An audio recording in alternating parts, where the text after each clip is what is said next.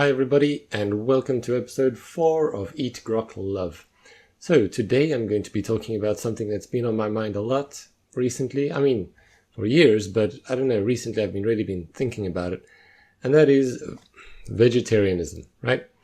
So I know that there are many videos out there about this, and this is certainly not going to be the concise sort of everything you need to know video about pros and cons of eating meat. But I felt like I had to get my voice out there. I am a vegetarian, and I think it's important, so listen up. So what I'm going to be doing is I'm going to list the responses I often get when I tell people I'm vegetarian, and then they usually have some reason why they are not vegetarian. And so I'm going to list the common responses that I get and then respond to those. The first one is, eating meat is natural. We've been doing it for millions of years. We're part of the food cycle. I mean, we evolved to eat meat. Okay, so yes, that one is very common. I hear it all the time. And my response to that is always, like, of course we evolved to eat meat. We are clearly omnivores. Our teeth and our intestines show that we are omnivores. And yes, we did need to hunt and kill for survival back in the day, but that's not exactly how it works today, is it? Today, what are we doing? We're breeding millions of animals unnecessarily. I mean, today it's necessary because of the industry, but what I mean by unnecessarily is that these animals wouldn't have been alive, if it weren't for us, for purposefully breeding them, mass breeding them, only to live horrible suffering lives and in the end be killed for our consumption. So it's not a natural process, it's a perverse process. I think it's completely wrong and yes, not natural at all. We need meat to be healthy. No, actually that's just completely not true.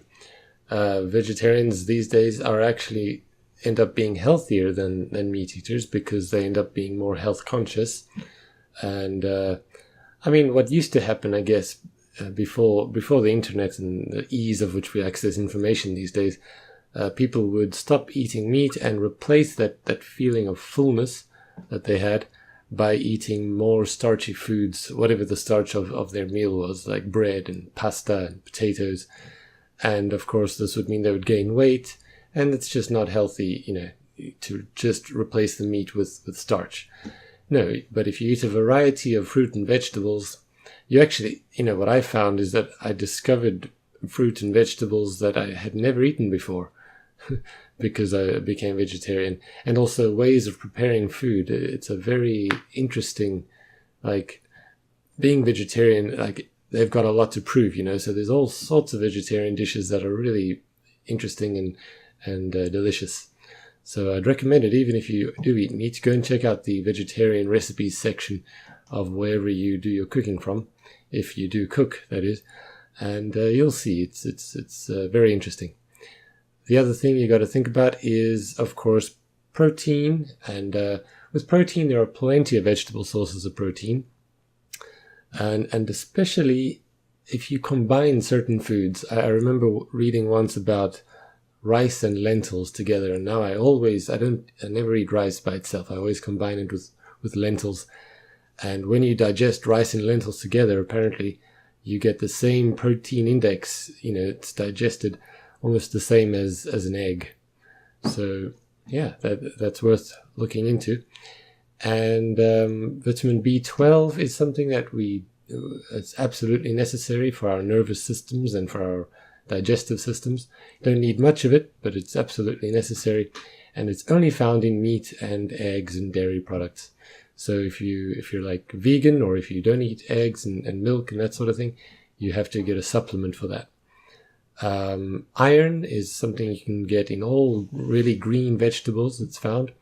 It's a little different from the iron in meat in that it's actually better, because with the iron in meat, you will always absorb it, no matter what. If you've got enough iron in your body, you will absorb it anyway, and you could end up with too much iron in the system, which is not good. But vegetable sources of iron, it's a different kind of iron, which is only absorbed if you are running low. But if you've got enough iron, then you don't absorb it. And yeah, so that's it, guys.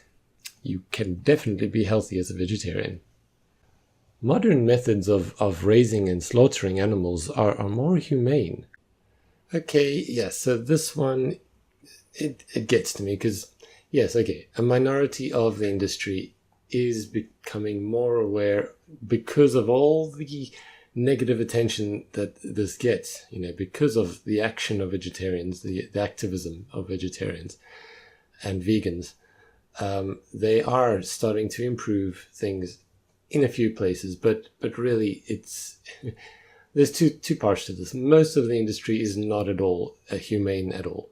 There are enough sort of undercover videos on YouTube for you guys to go and check out. It's horrible, and like you really don't. And it's not just meat; it's milk and eggs too. Just go and watch some of those videos. I'm sure you know what I'm talking about. It is absolutely horrific, horrible. It's things you don't want to watch, right?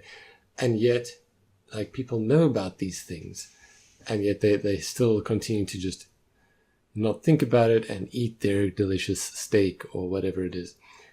The other part is the humane part. As I said, yes, a minority of the industry is becoming more humane in a way, but still humane.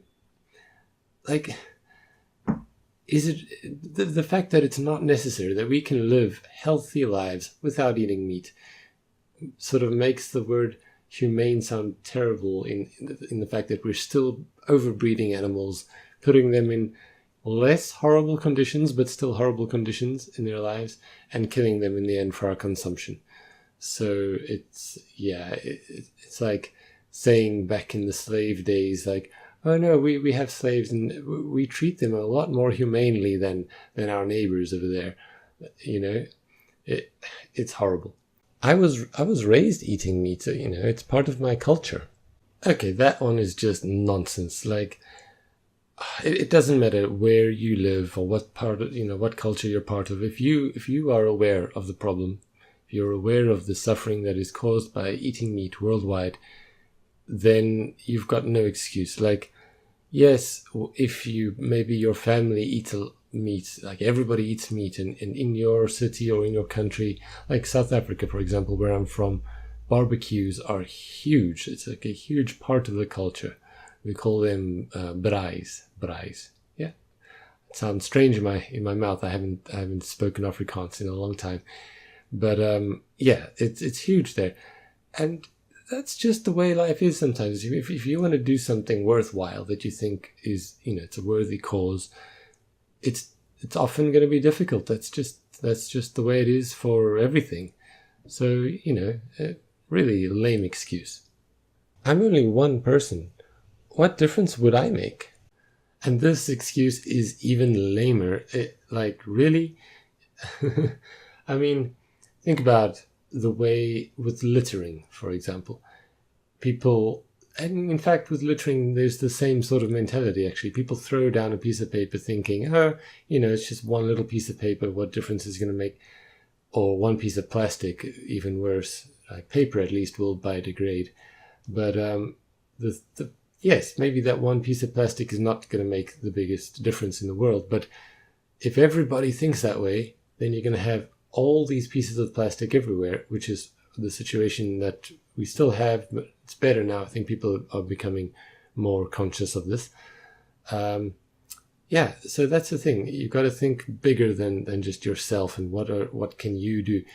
Your contribution is helping, no matter how small, and also you being an example can actually really influence the way other people think as well. So it's really more than just the little bit of meat that you are not eating. It's more than that. I just love meat so much, I just can't give it up. It's just too tasty. And this one is just the worst. People who just refuse, they know what's happening, they know the suffering that's caused, but they just block it out because they want to have their juicy meat. It really, and okay, I understand, because I also love the taste of meat. I love bacon, I love chicken, I love beef. I don't really like pork that much. But yes, I love sushi. My God, like, here's a confession. I still eat sushi every now and then now, and I eat it guiltily, but I do. And but the point is, really, that is just the lamest excuse imaginable. It's pure willful ignorance. Like, how can you say that? If you're okay, fine. If you're gonna do it, at least say it with some shame, But so many people say this to me, and with this like grin on their face, and I'm repelled by it. I think it's just terrible. All right, guys. So that's the end of the video. I just want to end by sort of summing up. Like, for me, it all comes down to this: there's a certain amount of suffering in the world caused by humans to animals, and if I can contribute to reduce that suffering by any amount, I'm going to do it. Animals have no voices of their own, and you guys all love your pets, right? Your cats and your dogs, and you think it's terrible when you hear about these stories of cruelty to animals, to cats and dogs, right? Man, I've got a friend who had cows as pets on her farm, and I saw her playing with them. I've seen many videos of cows playing like dogs. It's all about how we treat them and how we raise them. They are emotional animals, cows and pigs too. I haven't seen an emotional or a happy sheep before. Oh no, wait, I have. I've seen a bouncy happy sheep before. Yeah, I have. But the point is that it depends on how you treat them as to how they're going to behave. People think of cows as these brainless, grass-chewing, like, animals just standing there with nothing in their heads, and they feel just less guilty about the fact that the way they are treated because of that. But it's just a misconception. Yes, it's a misconception where animals are just treated as products. The meat industry, they don't see animals. It's a product. I mean, how many tons of meat, of beef does McDonald's need absolutely every day, for example? One fast food chain. How much do they need to meet their quota, like, every day? And the industry has to provide that. So the animals are seen not as animals and living, feeling beings, but as products to be pushed out as fast as possible and as cheaply as possible. That's the real point. When money is involved, don't think people are going to be all, they're going to treat the animals with as little respect and treat them as horribly as possible, as long as it saves them some money. So that's the state of things at the moment. And one more point, the supermarkets. Like, pay attention next time you're in a supermarket and you're near the meat section. Look at what it actually is. You have these pieces of animals, pieces of flesh, they're slowly rotting, displayed as just another product. You go and pick up that meat pack without even thinking about where it came from, what happened for it to get to that point. And just think about that. I mean, I find it intolerable. I can't even go near the meat section, and if I have to, I pass really quickly. I find it really disgusting. And at the same time, I like the taste of meat. You guys have to remember that. I understand that part, but if there's a certain way of thinking about it, if you can just see the way it really is, I'm sure you'll feel the same way as I do. So yes, that's it from me. Thank you guys for watching. I'm sure in a few centuries, hopefully sooner than later, we'll look back at our meat-eating past in the same sort of ways we look back at slavery, right? With absolute horror that we could have actually done something like that. So yes, thank you everybody for watching this video. I'm sure you've got something to say, so please say it in the comments. And I enjoyed doing this video. Please let me know what you think. Give it a like, right? It's on this side, if you like the video. and subscribe if you haven't yet, if you're new, to keep up to date when I post new videos.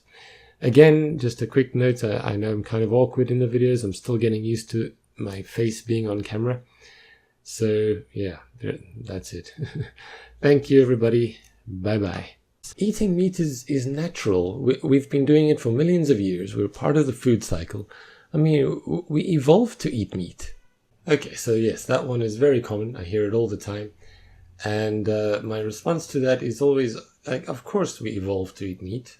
We are clearly omnivores. Our teeth and our intestines show that we are omnivores. And yes, we did need to hunt and kill for survival back in the day. But that's not exactly how it works today, is it? Today, what are we doing? We're breeding millions of animals unnecessarily. I mean, you know, today it's necessary because of the industry. But what I mean by unnecessarily is that these animals wouldn't have been alive, if it weren't for us, for purposefully breeding them, mass breeding them, only to live horrible, suffering lives and in the end be killed for our consumption. So it's not a natural process. I felt like I had to get my voice out there. I am a vegetarian and I think it's important, so listen up. So what I'm going to be doing is I'm going to list the responses I often get when I tell people I'm vegetarian, and then they usually have some reason why they are not vegetarian. And so I'm going to list the common responses that I get and then respond to those.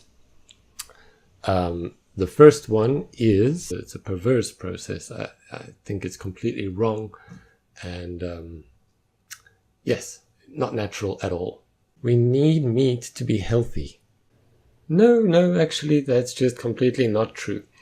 Vegetarians these days are actually end up being healthier than meat eaters because they end up being more health conscious. And I mean, what used to happen, I guess, before the internet and the ease of which we are. Hi everybody, and welcome to episode 4 of Eat Grok Love.